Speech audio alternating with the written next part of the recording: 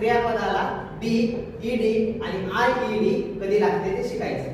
क्रियापदाला ED, IED आणि फक्त D हे पास्ट टेन्स मध्ये लागत असते. याचे काही नियम आहेत. पहिला नियम काय सांगतो तर क्रियापदाला डी कधी लागते. जर क्रियापदाच्या शेवटी ई असेल किंवा क्रियापदाचा शेवट ई ने झालेला असेल तर उदाहरणार्थ बघा इथे लिव आहे. लिव क्रियापदाचा शेवट ई ने झालाय. जेव्हा क्रियापदाचा शेवट ई ने झालेला असेल त्याला फक्त डी लावायचा. दुसरा नियम काय सांगते ईडी कधी लागते तर साधं क्रियापद असेल उदाहरणार्थ प्लेन साधं क्रियापद आहे शेवट वाय ने झालाय आणि त्याच्या अगोदर सोर आहे म्हणून फक्त क्रियापदाला ईडी लावायचं. तर कन्सोनंटचा नियम आहे. जसा की आपण ओवेलचा बघितला तसा कन्सोनंटचा आहे.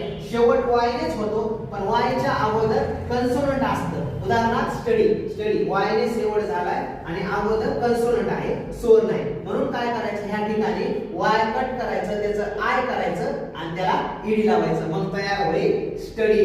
हे झाले क्रियापदाचे नियम डी, ईडी आणि आय.